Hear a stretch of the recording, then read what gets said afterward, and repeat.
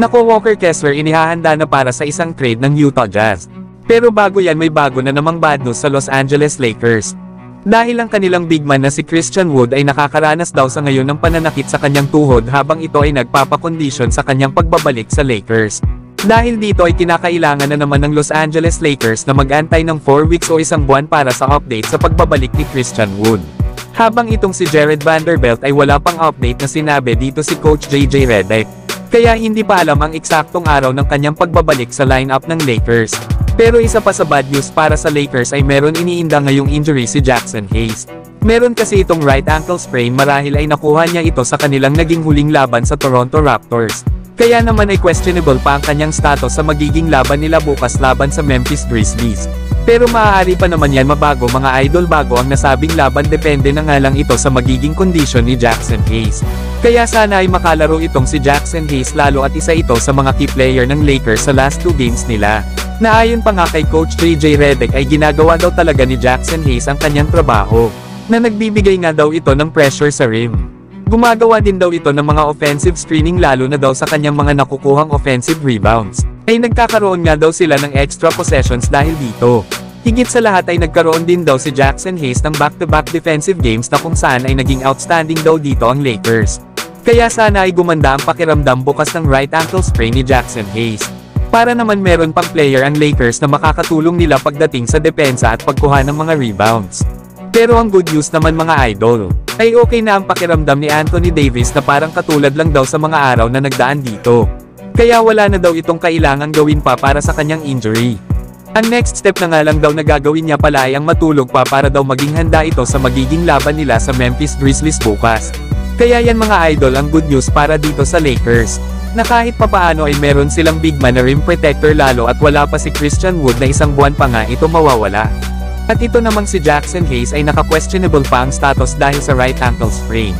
Kaya good news talaga sa Lakers na maglalaro bukas si Anthony Davis. Lalo at ngayong season ay nag-average pa naman ito ng 31 points, 10 rebounds, 2 assists, 1 steal at 2 blocks per game. Pero kayo mga idol, ano ang masasabi nyo dito? Samantalang Utah Jazz nakakapagtaka na hindi pinaglaro si Walker Kessler sa naging laban nila kanina sa Phoenix Suns. Pero mga idol sa injury report ay meron itong iniinda na right hip soreness. Ang nakakapagtaka lang kasi ay bigla ring hindi nag-participate si D'Angelo Russell sa practice ngayong araw sa Los Angeles Lakers. Na ayon naman sa report ay meron daw itong sakit. At ang pinagtataka pa ng mga Lakers fans ay pati itong si Jalen Hood-Schifino ay biglang tinawag ng Lakers sa G League sa kupunan ng South Bay Lakers. Ito ay para bumalik na muna sa lineup ng Lakers bilang reserve point guard.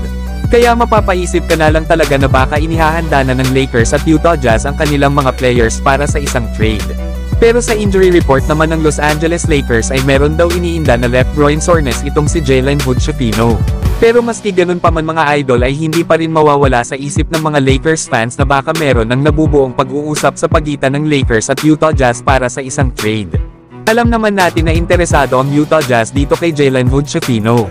Bukod kasi sa bata pa ito ay malaki din naman ang potential niya na maging isang mahusay na role player sa isang kupunan. Hindi nga lang ito nabibigyan ng pagkakataon sa kupunan ng Lakers dahil na rin sa dami ng kanilang mga guards. Isa pa ay wala rin naman balak ang Utah Jazz na makipag-compete para sa championship. Dahil ang gusto lang naman nila ay ang makapag-rebuild at mapunta sa lottery pick sa susunod na NBA draft. Kaya hindi na mahalaga sa kanila itong si Walker Kessler na eligible na nga ito next summer para sa multi-year deal. Na kung makakuha naman sila ng mga assets sa Lakers gaya ng mga future first round picks at itong si Jalen Hood-Schifino.